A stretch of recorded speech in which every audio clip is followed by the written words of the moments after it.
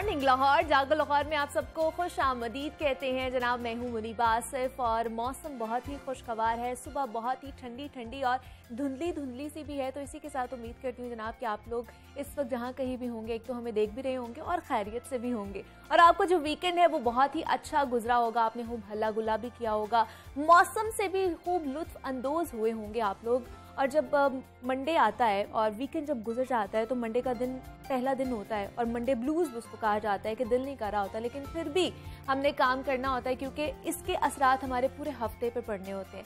इसीलिए मेरे ख्याल से मंडे का जो आगाज है ना, एक तो पॉजिटिव एनर्जी के साथ, पॉजिटिव सोच के साथ करना चाहिए।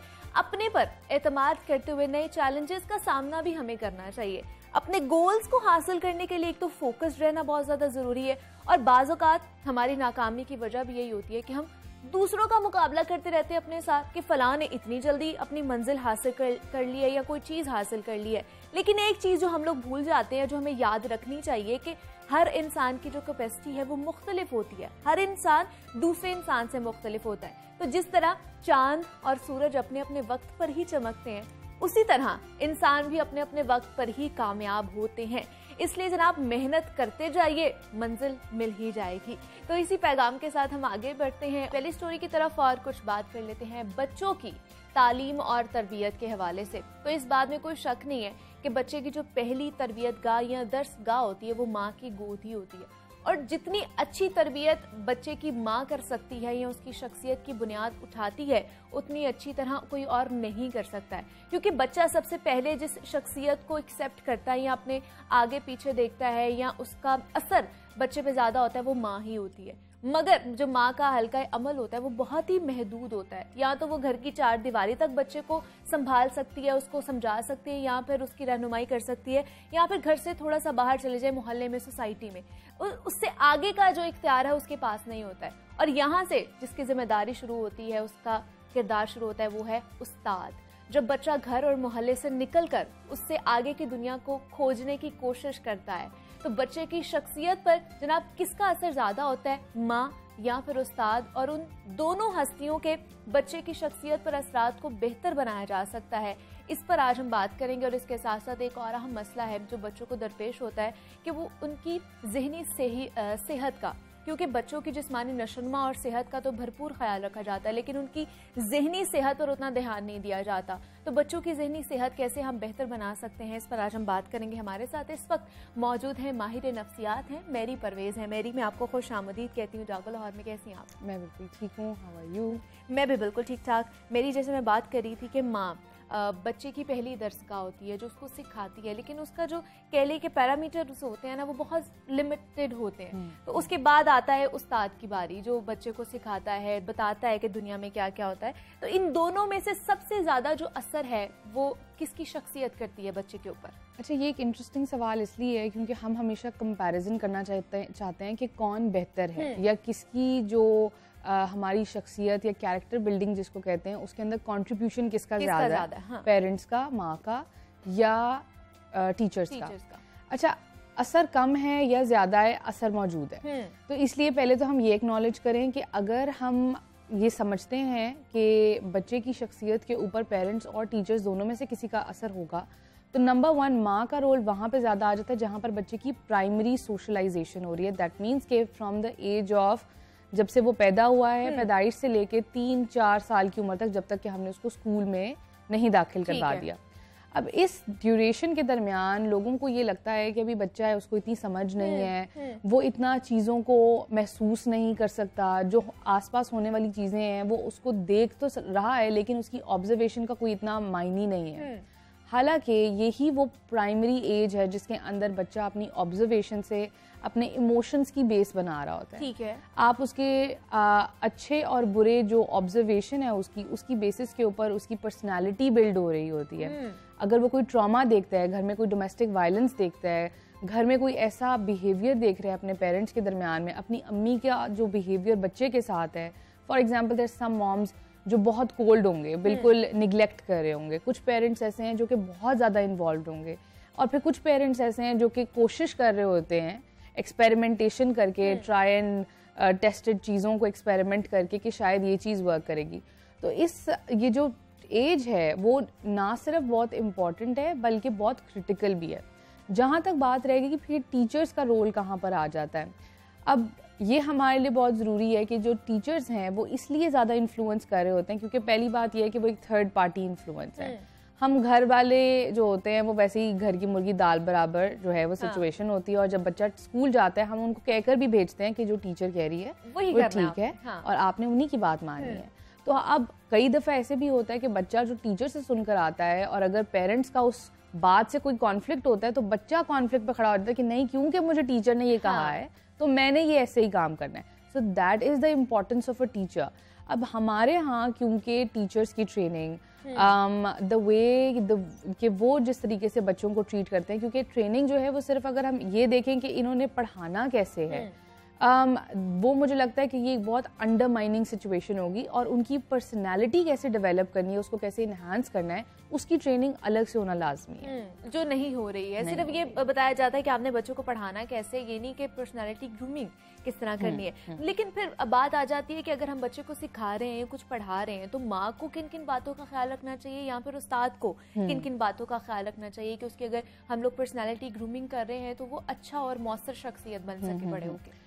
अच्छा, हमारे and overall I think in the world जब हम किसी को ट्रेन कर रहे होते हैं, कुछ सिखा रहे होते हैं, हमें ये लगता है कि अगर बच्चा फॉर एग्जांपल कोई चीज़ सही नहीं कर रहा तो उसको पनिश करेंगे तो फिर वो सीखेगा, वो सही होगा। हम हमेशा पॉजिटिव रीइंफोर्समेंट की बात करते हैं, लेकिन मैं थोड़ा और स्पेसिफिक होना चाहती हूँ।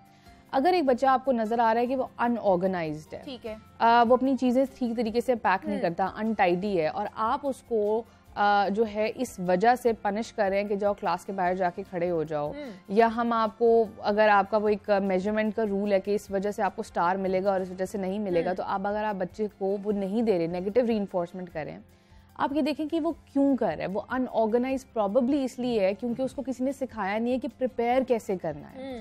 तो आप उसके जब वाई के पीछे जाएंगे, आप उसके बैकग्राउंड को देखेंगे, तो फिर आप उसकी पर्सनैलिटी को बिल्ड कर सकते होंगे। हम उसका अनऑर्गेनाइज्ड होना जो है वो उसकी प्रिपेयर्डनेस को इन्हांस करके उसको बेहतर कर सकते हैं, जो कि वो कैरी करेगा for the rest of their life. अगर आपने उसको अनऑर्गेनाइज्ड होने की वजह से पनिश कर दिया तो मे बी वो अगले दिन वो ठीक करके आ जाएगा, क्योंकि वो फोर्सफुल होगा, वो शायद बहुत स्ट्रेस से गुजरेगा उस पॉइंट के ऊपर कि मैंने कोई ऐसी चीज़ की है जो गलत है, लेकिन उसको ये नहीं पता कि उसने उसको ठीक कैसे करना है।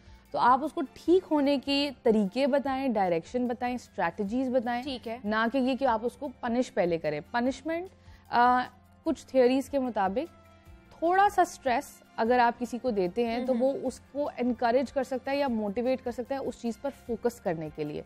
लेकिन क्योंकि हम कॉर्पोरल पनिशमेंट जिसको कहते हैं कि जिसमें बच्चे को आप मारते हैं, चाहे वो घर वाले हैं चाहे वो बाहर हैं। रिसेंटली मैं एक कॉफ़ी शॉप पर बैठी हुई थी और शाम का वक्त है, और बच्चा जो है वो जो खाने की चीज़ें हैं वो उठा उठा के नीचे फेंक रहा है। उसकी अम्मी थोड़ी देर उसको बर्दाश्त करती है, और उसके बाद उन्होंने इतनी ज़ोर से उसके मुँह पर थप्पड़ मारा कि पूरे हॉल के अंदर वो आवाज़ थी, और मैं बिल्कुल साथ वाले टेबल पर बैठी हुई थी, एंड मुझे लगा कि वो मुझे ही चपेट पड़ी है शायद, इतनी ज़ोर से उन्होंने मारा। एंड वो बच्चा मेरा ख्याल है 1.5-2 साल से ज़्यादा उसकी उम्र नहीं होगी।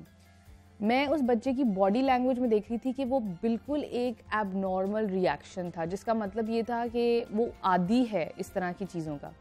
बिल्कुल stunned, no tears, just embarrassed, इधर उधर देख रहा है कि किसने मुझे देखा है। अब आपने बच्चे में क्या इनकलकेट किया है कि आप गलती करोगे, आपको इंसल्ट किया जाएगा, आप सोशली एम्बैरेस्ड हैं, दैट्स ओके, आपको फिजिकल पेन दिया गया और आपका जो है बर्दाश्त करो, मतलब आप उसकी सेल्फ रिस्पेक्ट भी उसमें से निकाल रहे हैं। आप उसको इस तरीके से पेशेंट बनाने की कोशिश करें कि जो आपके साथ हो उसको बर्दाश्त करो किसी तरह से। अब इसके दो जो हैं वो कॉन्सिक्वेंसेज हो सकते हैं, या तो वो बच्चा बहुत ही ज़्यादा इन हिमसेल्फ इंट्रोवर्ट हो सकता है, या फिर वो बिल्कुल रिबेलियस हो जाएगा, और दोनों ही केसेस जो हैं वो बैलेंस नहीं है, और फिर पेरेंट्स ही बाद में कंप्लेन करेंगे। एग्जैक्टली मतलब हम लोग ये नहीं सोचते, मतलब बहुत से ऐसे भी पेरेंट्स होते हैं ना जो दूसरों का गुस्सा बच्चों पे आके निकाल देते हैं, फादर होते हैं या फिर इवन की मदर्स भी होती हैं, किसी और चीज पे गुस्सा होता है, बच्चों को पकड़ के पीट दिया, मार दिया, डांट दिया इवन के, तो वो बच्चों के अंदर एक अजीब सी चीज पैदा, खुद एतमादी खत्म हो जाती है, ये कह सकते हैं उनके अंदर। तो वो बड़े होके फिर उनको किस तरह की जो उनकी पर्सनैलिटी है वो बनना शुरू हो जाती है। अगर आपने कभी नोटिस किया हो, हम अगर किसी ऐसे बच्चे को आप देखें जो कि बहुत ही, आप कहेंगे जी ये पेरेंट्स के साथ बहुत बदतमीजी करता है, उल्टे जवाब देता है, या उनको सुनना नहीं चाहता, टाइम नहीं स्पेंड करना चाहता साथ में।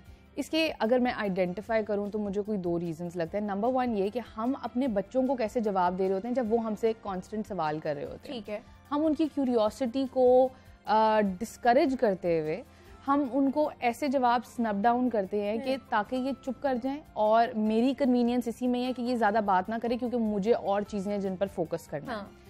जब बच्चा बड़ा होता है आप नोटिस करें कि बुजुर्गों के साथ भी हमारे यही हो रहा होता है कि हम उनको नहीं सुनना चाहते। हम उनको कहते हैं कि बस आप चुप कर जाएं और हम अवॉइड करना चाहते हैं उनके साथ इंटरेक्शन। अब अगर देखा जाए तो हमारी ट्रेनिंग वहीं से है। हमें इसी तरह से ट्रेन किया गया है कि अगर कोई कॉन्स्टेंटली सवाल कर रहा है, कोई क्यूरियस है, कोई आपसे बात करना चाहता है, टाइम स्पेंड करना चाहता है, बच्चा आपके साथ खेलना चाहता है, तो आप उसको एक ऑब्जेक्ट पकड़ा देते हैं, एक डिवाइस पकड़ा देते हैं to spend time with them. हम उसको ये सिखा रहे हैं कि ह्यूमन इंटरेक्शन जरूरी नहीं है। हाँ। अब आपके पास चीजें हैं जिस पे आप रिलाई कर सकते हो और आप उसको मटीरियलिज्म की तरफ भी लेकर जा रहे हैं।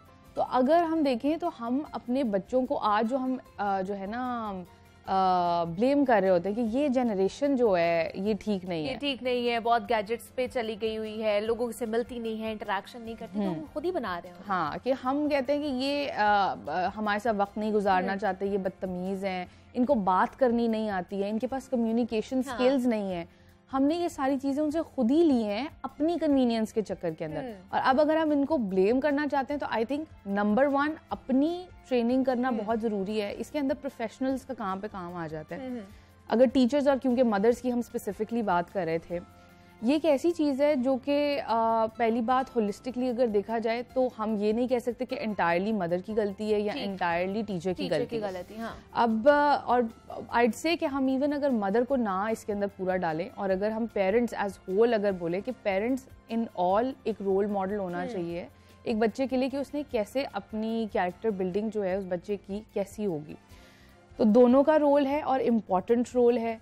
अगर बच्चा घर आ रहा है और उसको ये मदर जो है या पेरेंट्स जो है वो ये कहकर एक कॉन्फ्लिक्ट में डाल देते हैं कि नहीं नहीं जो टीचर ने कहा है वो स्कूल तक है। हाँ। और अब जो हमने करना है वो घर पर एक अलग सिचुएशन है, आप उसको एक मेंटल कॉन्फ्लिक्ट में डाल रहे हैं और एक बच्चा वो इस तरह ड्यूल पर्सनालिटी नहीं हो जाता मेरी कि घर में कुछ और है और बाहर जाके वो कुछ और है। अच्छा, इसके ऊपर एक डिफरेंट थोड़ा सा टेक ये हो सकता है कि आप रोल्स प्ले कर रहे हैं एवरीवेयर। जो रोल आपका अभी इस वक्त कैमरा के सामने है वो रोल आपका घर जाकर अम्मी के साथ नहीं होगा।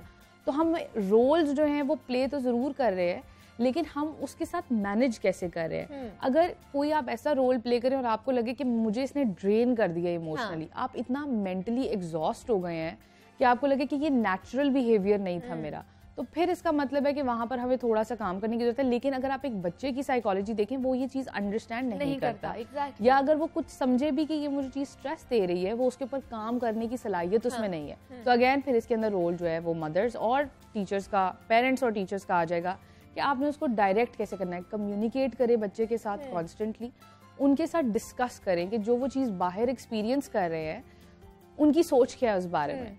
आप उसको सिखाएंगे to have a perspective to life कि जिंदगी के अंदर अगर आप कोई चीज़ें एक्सपीरियंस कर रहे हैं वो छोटी बड़ी चीज़ें माइनर मेजर हैं, तो आपका क्या नजरिया उसको देखने का ताकि आप उसको कम्युनिकेट करना सीख एग्जैक्टली कम्युनिकेट करना बहुत ज़्यादा ज़रूरी है। वो जो एक बैरियर्स आ जाते हैं ना पेरेंट्स के अंदर और बच्चों के अंदर, उसको नहीं लेकर आना चाहिए। मेरी परवेज़ माहिर नफ्सियात हमारे साथ मौजूद थी। मेरी बहुत शुक्रिया आपके वक्त का, आप यहाँ पर आई हैं। और जिस तरह हम बच्चों के हवाले से जनाब बात कर रहे थे कि उनकी जो जहनी सेहत है या उनकी पर्सनैलिटी ग्रूमिंग के लिए क्या क्या चीज़ें करनी चाहिए, तो उम्मीद करते हैं कि आपको ये चीज़ पसंद आई होगी और आपको कुछ चीज़ें जो है वो समझ आई होंगी कि हमने किस तरह बच्चों को लेकर चलना है।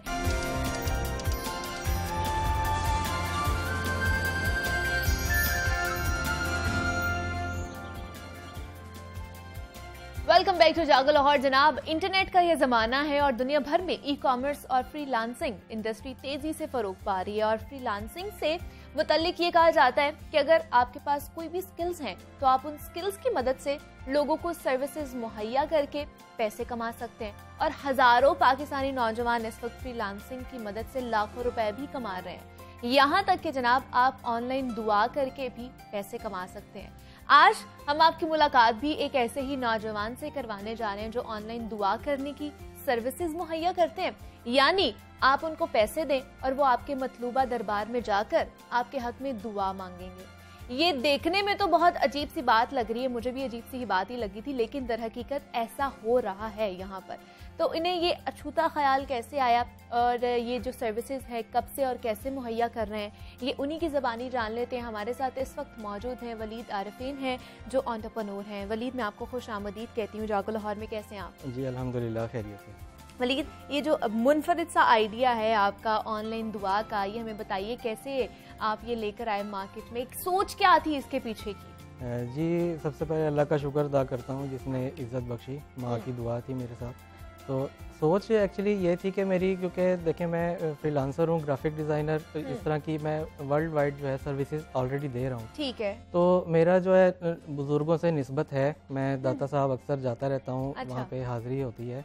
तो जो है मैं सोचता था कि ओवरसीज़ पाकिस्तानियों के लिए हम इस तरह से क्या कर सकते हैं। जो एक कोविड का एक गैप आया हुआ था, जिस लोग नहीं आ पा रहे थे पाकिस्तान और वो मतलब फंसे हुए थे, और अभी भी मैं देखता हूँ जब जाता हूँ कि एक कमी है। तो घर से रहते हुए हम एक सर्विस दे सकते हैं, एक पाकिस्तान का जो एक पीसफुल जो है फेस वो कैसे दिखा सकते हैं। तो फिर मैंने सोचा कि चलें ये ट्राई करते हैं। कैटेगरी आई थी, फाइवर ने अनाउंस की थी लाइफस्टाइल कोचिंग की, ठीक है। जिसमें आप काउंसलिंग करके, मेडिकेशन करके, वेलनेस के हवाले से आप लेक्चर्स दे के, कोई भी घर से आप कुकिंग लेसन दे सकते हैं। मतलब कोई प्रॉपर आपके पास अगर स्किल नहीं है आईटी के हवाले से, तो आप घर बैठ के जो है ना इस तरह से फीमेल स्टूडेंट्स हाँ। जो हैं जिनके पास नौकरी नहीं है, तो वो ज़रूर इस तरह से कोई कर सकती हैं काम। तो जो है फिर मेरे आइडिया आया कि चले देखते हैं कि इसको एक टेस्ट के तौर पे मैंने बनाया। मुझे अंदाज़ा नहीं था कि ये कोई इतना वायरल होगा और जो है एक ऐसा इतना बड़ा रिस्पांस आएगा कि जो है मुझे टाइम तक नहीं मिलना। अच्छा। तो फिर मैंने जो है इस पे वर्क किया, इसका प्रॉपर एक ऐड बनाया कि क्यों ना हम एक दुआ वाली फैसिलिटी मैं दूँ। एक तो था तो एक प्राइवेट, मैंने कहा किसी को पता तो नहीं चलेगा, चले एक दुआ एक इंडिविजुअली मैं जाऊँगा, यहाँ से ऑर्डर लिया और जाके वहाँ दाता साहब जब मैं जाता हूँ उनके लिए भी मैं एक दुआ कर दिया करूँगा अपने बिहाफ पे, उनके बिहाफ पे अल्लाह से। तो जो है और साथ में जो मकसद था ना, एक जो मेन जिसको इग्नोर किया जा रहा है वो ये कि गरीबों को एक खाना तकसीम हो रहा है वहाँ पे। तो ये एक अच्छी चीज़ नहीं है कि अगर कोई बंदा 7 समंदर पार बैठा हुआ है और वहाँ घर बैठे जो है वहाँ से अगर एक ऑर्डर प्लेस करता है, यहाँ पे कुछ गरीबों के पेट में खाना चला जाता है, तो ये एक मैं समझता हूँ कि एक अच्छी चीज़ है। और मैं खुशकिस्मत समझता हूँ अपने आप को कि अगर अल्लाह ने मुझे इस काम के लिए चुना है कि मैं अगर वसीला बन रहा हूँ कि चले एक नेक काम में मेरा भी चले कार खैर शामिल है, तो ये अच्छी चीज़ है। कितने वलीद, कितनी देर हो गई आपको ये काम करते हुए और मतलब ऑर्डर लेते हुए कि आपने दुआएं करनी है जाके, वहाँ पर जाके खाना बांटना है या फिर आपने दिए जलाने हैं वहाँ पर जाके? ये मैंने लास्ट ईयर जो है मई में ऐड लगाया था। अच्छा। तो ऐड लगाने के जो 1 मंथ के बाद जो है ना मुझे यूके से पहला ऑर्डर आ गया था। तो हाँ। बहुत अच्छा लगा मुझे कि पहले तो अजीब भी लगा कि क्या वाकई आ गया ऑर्डर। तो फिर मैंने इसके ऊपर उनसे क्यूरी ली, सारी उनकी मालूमात ली, उनको क्या क्या करवाना था, तो सब समझा और उनको भी ट्रस्ट में लिया, क्योंकि जाहिर सी बात है ऐसे कोई भी आपको अपने इश्यूज नहीं बताता। एग्जैक्टली, अपने इश्यूज या आपको पैसे नहीं देता कि आप जाके उनकी दुआ करें या उनके हिस्से का जो है खाना बांटे लोगों में। हाँ जी बिल्कुल ऐसा ही था। तो फिर जब कंफर्टेबल फील हुआ, उन्होंने सारे अपने मसले मसाइल जो हैं बयान किए कि जी इस तरह से है हमारा, तो मैं सारी वो एक होमवर्क होता है प्रॉपर, सारी दुआएं मैं नोट करता हूँ। फिर अरबिक दुआएं होती हैं वो भी साथ पढ़नी होती हैं। और जाके फिर घर से ऑनलाइन टैक्सी लेके आना जाना 32 किलोमीटर्स बनता है मेरे घर से, तो वो सफ़र तय करके जाना, दिन का एक टाइम निकालना, वो एक ये सारी चीज़ें इसमें इंक्लूड होती हैं। और वहाँ जाके फिर ये दुआ करके फिर एक वीडियो पैकेज बना के हमें डिलीवर करना होता है, क्योंकि एज अ प्रूफ हमें दिखाना भी होता है ना कि आपके हक़ में इस तरह से वहाँ पे दुआ पेश की गई है अल्लाह के हुज़ूर। तो ये एक इस तरह से एक प्रॉपर एक चैनल है जिसके थ्रू हमें चलना पड़ता है। तो इस तरह से जब हम ऑर्डर डिलीवर कर देते हैं फिर उनको खुशी भी होती है। और जो मैंने पहला ऑर्डर दिया तो वो तो इंतहाई खुश हुई और उन्हें जो है पेमेंट डबल करके दी और बोनस टिप भी दी था। मुझे वलीद बताइए कि ये जैसे आप दुआ मांगते हैं, दूसरों के बिहाफ पर जाके दुआ मांग रहे होते हैं, ये कोई मुश्किल अमल नहीं है? मतलब कि आप किसी के लिए दुआ मांग रहे हैं, वो कितनी शिद्दत से मांगना चाह रहा था, किस फीलिंग से मांगना चाह रहा था, ये तो वही बता सकता है, ये वही महसूस कर सकता है।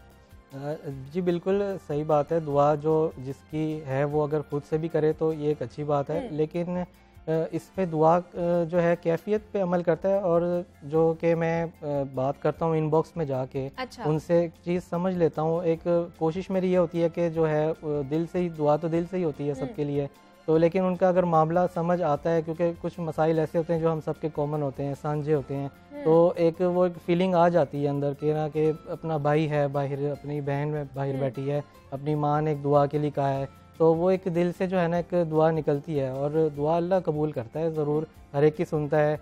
तो ये एक अच्छी चीज़ है, अगर मैं बीच में अगर वसीला किसी की दुआ कबूल होने का बनता हूँ तो मुझे तो एक पॉजिटिव वाइब्स आती है मुझे। तो कितनी देर में आप जो है रिक्वेस्ट उसको पूरी कर देते हैं? मतलब अगर लोगों ने आपको ऑर्डर दिया है तो उसके बाद कितनी देर बाद उनकी दुआ जो है वो आप जाके वहाँ पर मांगते हैं? मैं जो है 2 से 3 दिन का टाइम होता है, क्योंकि जो कि बाकी मेरी मसरूफियात होती हैं उनसे ज़रा मैं निकल के तो फिर कोशिश करता हूँ इसको 2 से 3 दिन के अंदर अंदर जो है ना, जब मेरा चक्कर लगे दरबार या मस्जिद में, वहाँ जाके मैं ये करके फिर 2 से 3 दिन के अंदर मैं कर देता हूँ इस काम को। तो वलीद, क्या आपके पास कोई पूरी टीम है जो ये सारा काम कर रही है आपके साथ मिलकर, या सिर्फ आप सारी जो खिदमात हैं, ये सारी सर्विसेज अकेले ही सर अंजाम दे रहे हैं? जी बिल्कुल, टीम नहीं है मेरे साथ, मैं वन मैन आर्मी के तौर पे भी काम कर रहा हूँ। अच्छा। तो फ्रीलांसर हूँ, तो मुस्तकबिल में कोशिश करूँगा कि टीम वर्क पे चलूँ और इसका नेटवर्क जो है ना मज़ीद फैला दूँ, ताकि और भी लोग आएंगे इसमें, अगर किसी का रोज़गार लगेगा इसमें तो चलें, अच्छी बात है।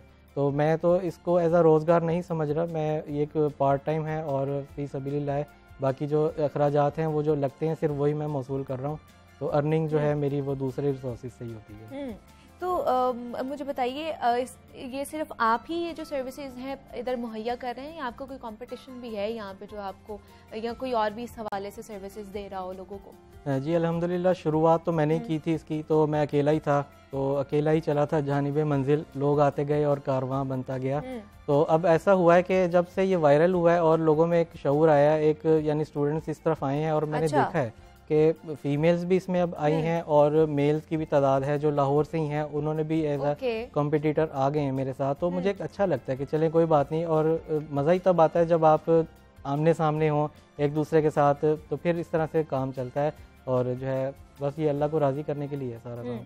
ठीक है जी, वलीद आरफीन हमारे साथ मौजूद थे, एंटरप्रेन्योर हैं। वलीद, बहुत शुक्रिया आपके वक्त का, आप यहाँ पर आए हैं और इन्होंने एक प्लेटफॉर्म बनाया है, ऑनलाइन दुआ करते हैं। अगर आप मुल्क से बाहर हैं तो आप इनसे रब्ता कर सकते हैं और आप किसी भी दरबार पे अपनी जो दुआ है वो मंगवा सकते हैं। वहाँ पर अगर आपने लंगर बंटवाना है वो भी, और दिए भी अगर जलवाना चाहते हैं तो आप इनसे रब्ता कर सकते हैं।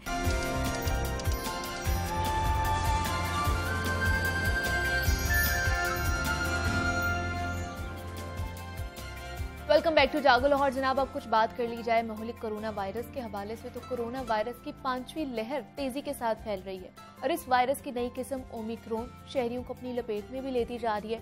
रोजाना की बुनियाद पर सैकड़ों नए केसेस जो है हमारे सामने आ रहे हैं और माहिरीन की जानिब से बढ़ते हुए केसेस के बायस तशवीश का इजहार किया जा रहा है और इस बात का भी खदशा जाहिर किया जा रहा है कि महलिक वायरस की मजीद खतरनाक इकसाम भी सामने आ सकती हैं। तो इसलिए हमें एहतियाती तदाबीर को मुस्तकिल तौर पर अपनाना होगा और commissioner Lahore captain retired Mohammad Usman की जानिब से इस खतरे के पेश नज़र घर घर तक मास्क पहुंचाने के लिए वेयर मास्क मुहिम शुरू कर दी गई है और इस मुहिम के मकासद क्या हैं और उसके तहत क्या क्या इकदाम किए जाएंगे, इस पर हम बात करेंगे। हमारे साथ इस वक्त मौजूद हैं कमिश्नर लाहौर हैं कैप्टन रिटायर्ड मोहम्मद उस्मान है। सर, मैं आपको खुश आमदीद कहती हूँ जागो लाहौर में। सर, हम देख रहे हैं कि लाहौर में कोरोना जो है फैलता जा रहा है और ख़ास तौर पर जो ओमिक्रॉन के केसेस हैं वो बहुत ज़्यादा बढ़ते जा रहे हैं, तो इस हवाले से आपने नई कैंपेन वेयर मास्क भी शुरू कर दिया, तो हमें बताइएगा ये आइडिया क्या है और कब से इसके ऊपर इम्प्लीमेंट किया जाएगा?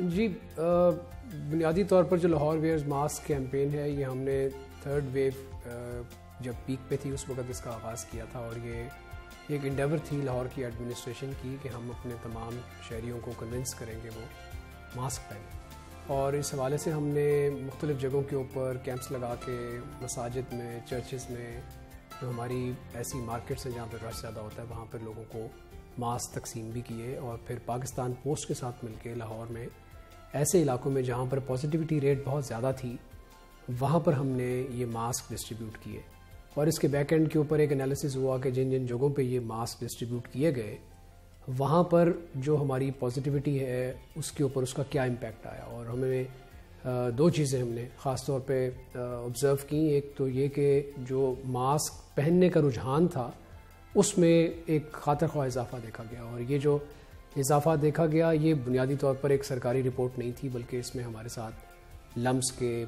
यंग बच्चे बच्चियां शामिल थे जो इंडिपेंडेंटली जाकर ये एनालिसिस करते थे और हमें रिपोर्ट देते थे।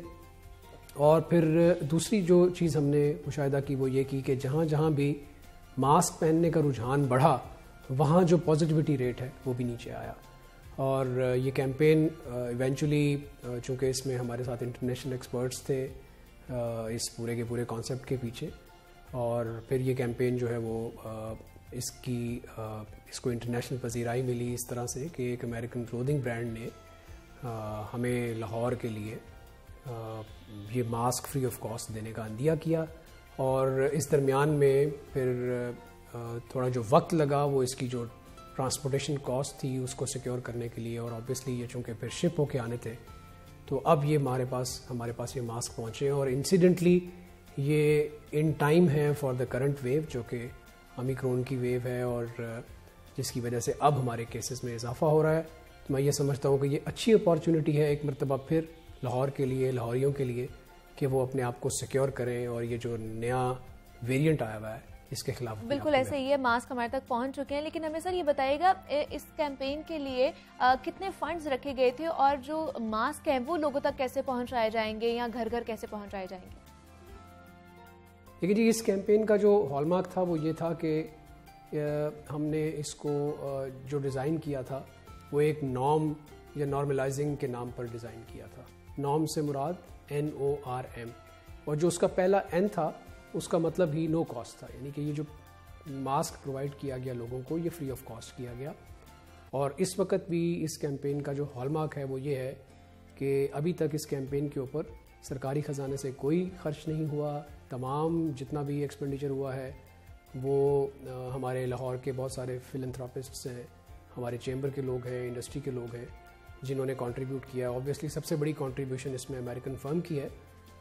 उसके बाद लेकिन कराची से उनका लाहौर आना और उसके बाद लाहौर में उनकी वेयर हाउसिंग करना और उसके बाद फिर सब्सिक्वेंटली उनको Pakistan post free of cost लोगों के घरों में तकसीम कर रही है। तो अल्हम्दुलिल्लाह इस कैंपेन के ऊपर सरकारी ख़जाने से हमने कोई रिसोर्स खर्च नहीं किया। अलबत्ता सरकार की कमिटमेंट और सरकार की विल कि हम अपने लोगों को महफूज बनाएंगे वो इसमें शामिल है। बिल्कुल ऐसे ही है। लेकिन सर हम देख रहे हैं कि शहर में जो कोरोना के केसेस हैं वो बहुत ही ज़्यादा बढ़ते जा रहे हैं। तो आपको क्या लगता है, शादियों का सीज़न भी है, स्कूल्स भी इस वक्त खुल चुके हैं, तो सबसे बड़ा रीज़न क्या लगता है आपको जो केसेस बढ़ते जा रहे हैं कोरोना के? देखिए, सोशल गैदरिंग ऑब्वियसली एक ऐसा मीडियम ज़रूर है जिससे केसेस बढ़ते हैं, लेकिन इस वक्त जो पूरी दुनिया में एक नई लहर आई भी है, कुछ जगहों पे ये छठी वेव है, कुछ जगहों पे ये पांचवी वेव है, उसका जो मेनली जो उसको एट्रीब्यूट किया जा रहा है वो ओमिक्रॉन वेरिएंट के साथ किया जा रहा है। स्कूल्स अभी हमने खोले हैं, इससे पहले तो हमारी सर्दियों की छुट्टियां चल रही थी, केसेस इससे पहले बढ़ना शुरू हो गए थे। यस, ये जितनी भी सोशल गैदरिंग्स होती हैं ये स्प्रेडर इवेंट के तौर पर ज़रूर काम करती हैं, और जो ये नया वेरिएंट आया है इसके बारे में ख़ास तौर पर जो सबसे प्रीडोमिनेंट बात है वो है ही ये कि इसका जो फैलने का जो R0 है या जो इसको फैलने की जो इसकी स्पीड है वो गुज़श्ता तमाम वेरिएंट से बहुत ज़्यादा है। इससे पहले डेल्टा वेरिएंट के बारे में ये कहा जाता था कि वो बहुत तेज़ी से फैलता है। जो ओमिक्रॉन है ये डेल्टा वेरिएंट से भी 5-6 गुना ज़्यादा तेज़ी से फैल रहा है। तो इसका ताल्लुक बुनियादी तौर पर इन दोनों चीज़ों से है, यानी कि सोशल गैदरिंग से भी है और इस वेरिएंट की खुसूसी जो एक खुसूसियत है उसके साथ भी है।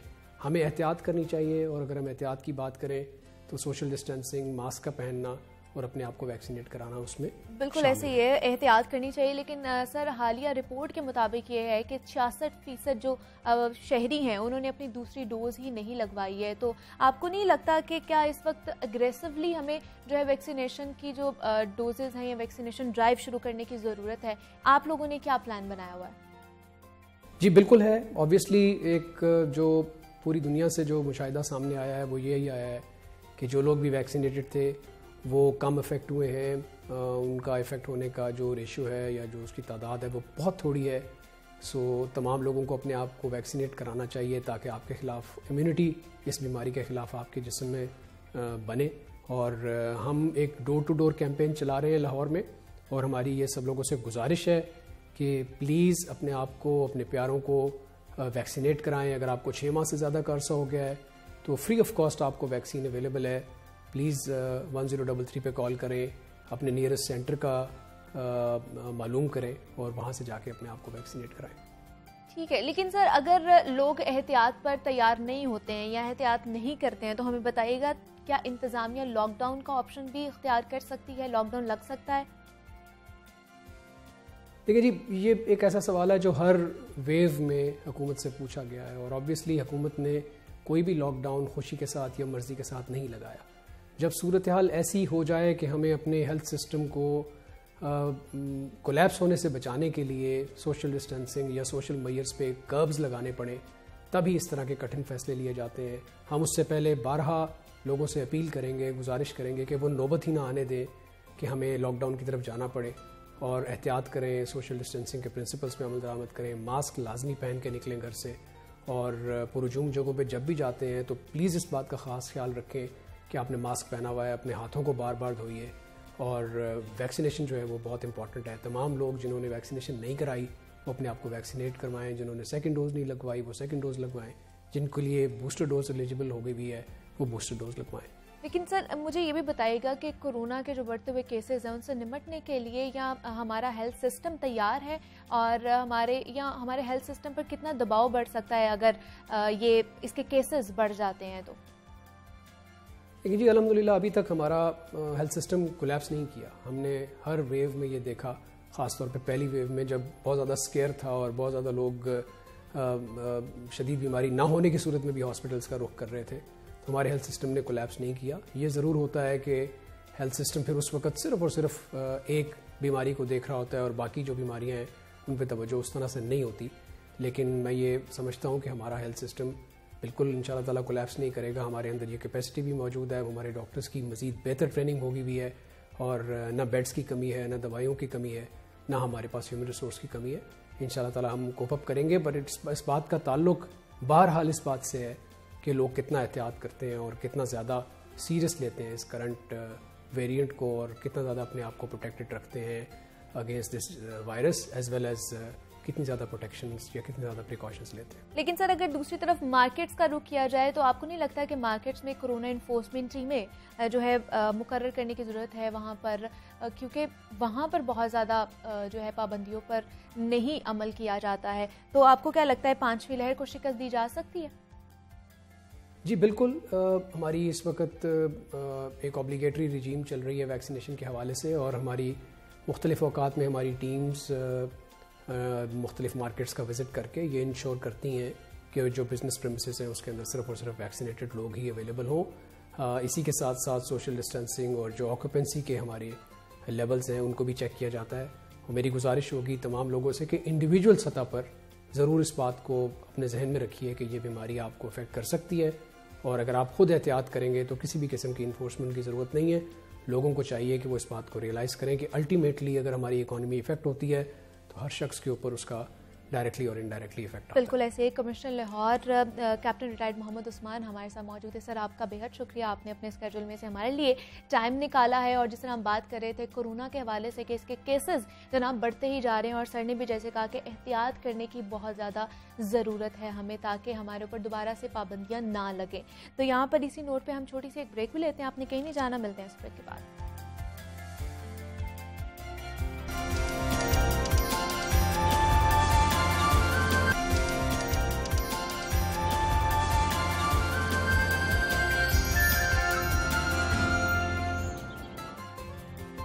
जनाब जागो लाहौर में आपको एक मर्तबा पर खुशामदीद कहते हैं। ब्रेक से हम वापस आ चुके हैं। सेगमेंट है ये हमारा फैशन की दुनिया, जिसमें हम बात करते हैं बदलते मौसम के बदलते तकाजों के हवाले से और हमारे फैशन गुरु हमें फैशन के बदलते ट्रेंड्स के हवाले से अच्छी अच्छी टिप्स भी देकर जाते हैं। तो जनाब मौसम में सरमा जो अपने अरूज पर है इस वक्त और इस मौसम को शादियों का सीजन भी कहा जाता है क्योंकि शादियां बहुत ज्यादा होती हैं। और आज हम बात भी करेंगे कि फैशन की दुनिया में इस वक्त क्या इन हो चुका है और क्या आउट हो चुका है। और वैसे भी इतनी महंगाई हो चुकी है ना कि हर किसी को तलाश होती है कि कुछ ऐसी टिप्स मिल जाए हमें जिसमें पैसे भी कम खर्च हों और लेटेस्ट फैशन ट्रेंड्स में भी हम जो है वो फॉल करते चले जाएं। तो आज हम आपकी जो मुलाकात है ऐसे ही मुनफरिद डिजाइनर कपल से करवाने जा रहे हैं जो फैशन डिज़ाइनिंग के जो है महारत रखते हैं। उसमें वाइफ जो है वो फैशन डिज़ाइनर है और हस्बैंड जो है वो ज्वेलरी डिज़ाइनर है। तो उनसे जानते हैं कि फैशन की दुनिया में कौन से ट्रेंड्स इन हैं और कौन से आउट हो चुके हैं। महंगाई के इस दौर में फैशन ट्रेंड्स को हम कैसे फॉलो कर सकते हैं। तो हमारे साथ इस वक्त मौजूद हैं फजीला अली हैं और अली फरजाद हैं। मैं आप दोनों को खुशामदीद कहती हूँ जागो लाहौर में। कैसे हैं आप दोनों? बिल्कुल ठीक ठाक, आप सुनाएं।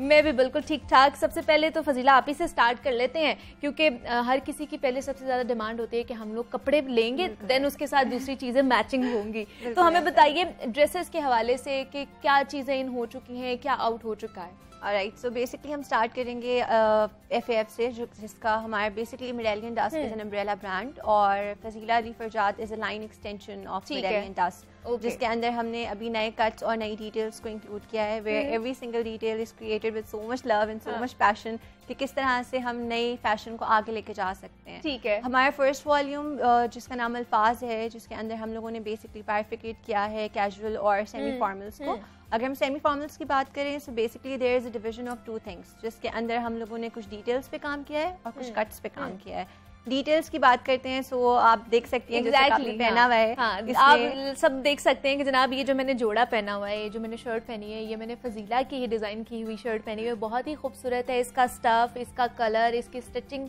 ईच एंड एवरीथिंग बहुत ही खूबसूरत है। और आप डिज़ाइन, ये जो मैंने इयर रिंग्स भी पहने, ये भी मैंने इन्हीं के पहने हुए हैं। तो मतलब कलर्स के हवाले से अगर देखा जाए तो जैसे ही चेंज होता है मौसम तो कलर्स भी चेंज होना शुरू हो जाते हैं। तो सर्दियों में इस वक्त कौन से हम लोगों ने बेसिकली अपने कलेक्शन में फोकस किया है कि आप 12 महीने वो ड्रेस पहन सकते हैं। हम लोगों ने इसको फैशन को बाउंड नहीं किया है किसी सीजन के साथ। So basically it's a combination of both. हमने वाइब्रेंट कलर्स भी निकाले हैं और हमारे पास पेस्टल पैलेट भी साथ है। वाइब्रेंट की बात करें तो हमने बहुत ज्यादा ओवरडोज नहीं किया है किसी भी ड्रेस को। हमने कॉम्बिनेशन रखा है कि माइल्ड हो, अगर वाइब्रेंट है तो वो 2-3 ऐसे वाइब्रेंट कलर्स हों आपस में कि वो एक नया कॉम्बिनेशन जनरेट करें। किसी भी तरह से उसको बहुत ज़्यादा डेप्थ में नहीं गए हैं कि कलर अपनी पहचान छोड़ दे। ठीक है। और अगर हम पेस्टल्स की बात करें तो उसके अंदर भी हमने बहुत लाइट टोन्स में ही रखा है कि इफ इट्स पेस्टल तो 2-3 पेस्टल्स मिलके एक पेस्टल टोन में ही रहें। So that is our focus के सिंपल स्लीक लुक दे रहा हो, लॉन्ग कुर्ताज हो टाइट फिटेड पैंट्स के साथ। ठीक है। सो वी थिंक ये ज़्यादा अच्छा भी लगेगा। एग्जैक्टली।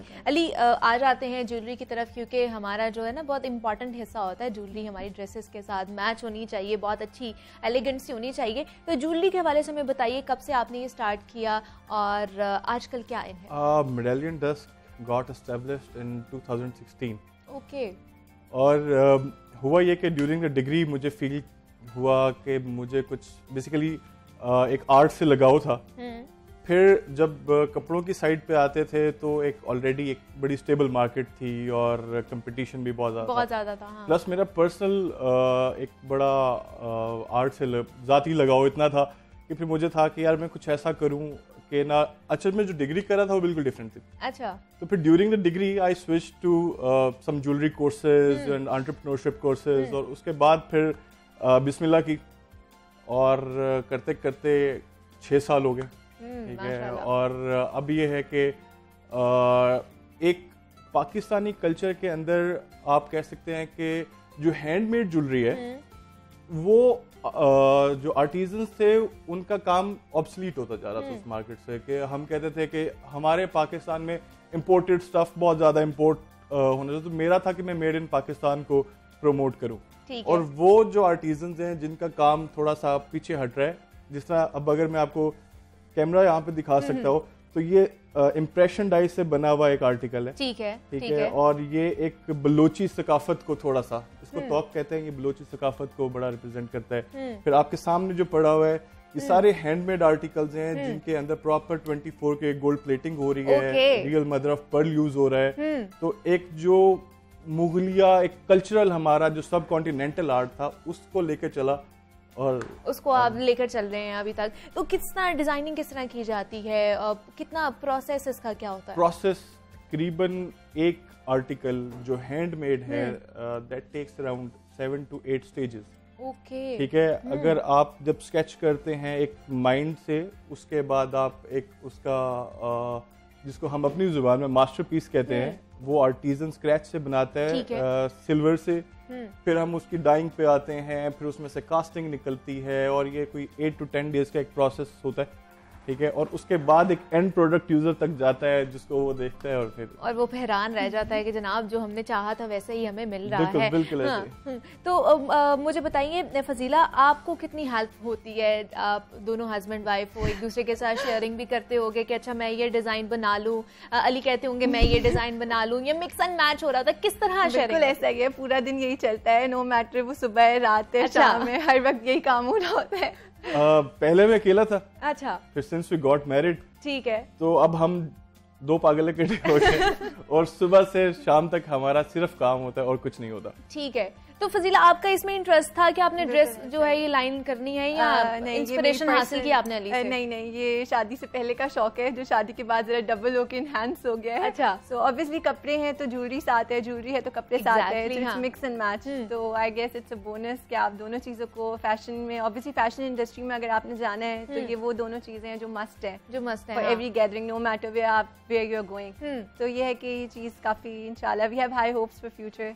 और दूसरा, जैसे फजीला आजकल मैं बता रही थी कि शादियों का सीजन भी है, जैसे ही सर्दी आती है शादियां भी होना शुरू हो जाती हैं, तो उस हवाले से बताइए, उसके आपकी कोई लाइन आ रही हो, कोई आप लोगों ने प्रिपरेशन की हो? बिल्कुल ऐसा। अच्छा मैं बताती हूँ, अभी basically it's just 1 week back हम लोगों ने स्टार्ट किया है। और अभी जो लाइन है वो उसमें we are just into semi formals and casuals. ठीक है। हमारी जो लुक्स हैं वो सिर्फ इवनिंग गैदरिंग्स की हैं कि आपके घर में कोई फंक्शन है या आपने कहीं जाना है, इवन ऑफिस गैदरिंग्स हैं, हमने उसको अभी सिंपल रखा है। कंफर्टेबल ड्रेसेस हैं जो लड़कियों को आजकल पसंद है कि लूज हो और ढीले कंफर्टेबल हो, इजी गोइंग हो, नो मैटर आप कहाँ जा रहे हैं, आपने बस एक ज्वेलरी का पीस लेके उसको हेवी से लुक देनी है और सिंपल स्टाइलिश रहना है, कंफर्टेबल है। तो अभी ये है बस। ऑब्वियसली इंशाल्लाह with time we are planning to be moving to the formal dresses and then इंशाल्लाह ब्राइडल्स।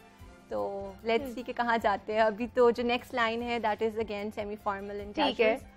लेकिन कट्स में क्या चल रहा है, क्या देख रही हैं आप? अगर 2022 की बात की जाए तो इसमें किस तरह के कट्स आएंगे? 2022 में बेसिकली जो हमारी रिसर्च है उसके अकॉर्डिंग वी बिलीव के वाइब्रेंट कलर्स भी होंगे, पेस्टल्स भी होंगे, और अगर हम कट्स की बात करें तो अगेन इट्स लॉन्ग कुर्ताज। ठीक है, क्योंकि that gives you a more sleek look, आपको ज्यादा स्टाइल में वो डाल रहा होता है, no matter what height you have, आप कितने फैट हैं, स्लिम है। लड़कियों को हमेशा ये होता है ना, we should look slim, no matter कि आपकी हाइट क्या है और आप क्या पहन रहे हैं। So what we believe is कि जितना आपने लॉन्ग पहना हुआ है that gives you a more sleeker look। तो हमारे सारे कलेक्शन में आगे भी जो आ रही है वो सारे लॉन्ग कुर्ताज ही हम लोगों ने फोकस रखा है। ठीक है। तो अगर किसी ड्रेस में कट है, जैसे मैंने खुद FF पहना हुआ है, तो इसके अंदर अगर कट है तो मैंने डिटेल्स को कम रखा है। The dress that you are wearing उसके अंदर कट इतना नहीं है, लेकिन हमने डिटेल ज्यादा किया है। अगर कैमरा आपकी स्लीव से फोकस कर सके तो यू कैन सी के एक बिल्कुल छोटा सा यहाँ पे हैंड ब्लॉक प्रिंटेड है और बाकी डिटेल्स हमने स्लीव्स पे डाली है, कीपिंग द कुर्ता प्लेन।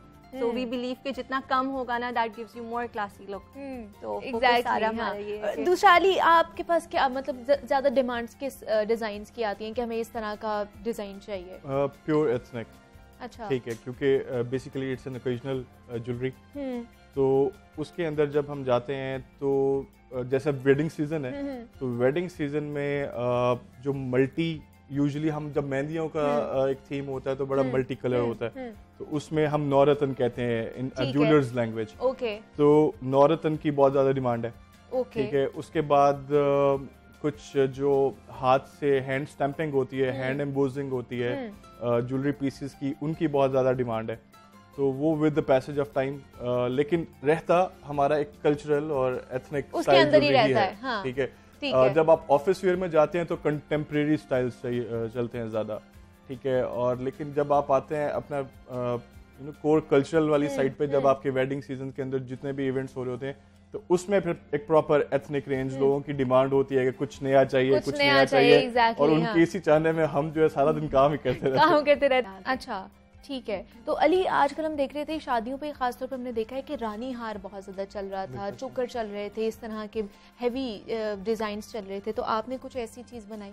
अच्छा, हम थोड़ा सा आर्टिस्टिक साइड पे ज़्यादा रहने को करते हैं, इंस्टेड ऑफ कि हम बहुत ज़्यादा उसको भर दें। ठीक है, हमारा एक, अब अगर मैं आपको एक लेटेस्ट आर्टिकल दिखाऊं तो ये एक जैसे आप कह लें कि सब कॉन्टिनेंट के दौर में कि एक प्रॉपर ज्वेलरी होती थी आर्टिस्टिक, जिसमें मुगलिया एक शहनशाही अगर आप देखते थे ज्वेलरी है, तो उसमें आर्ट का टच विद द वॉल्यूम ज्यादा होता था। अगर आप इसमें देखेंगे 2 पीकॉक्स बने हुए हैं, ठीक है, और उनको इतने स्मूथली अटैच किया गया है कि आपको कहीं भी वो फ्लॉलेस नजर किस्म नहीं की आ उसका रहा। वो नजर हाँ। आएगा कि उसके अंदर पूरी एक स्कीम चल रही है, पूरा एक थीम को फॉलो करते हुए मल्टी उसको किया हुआ है।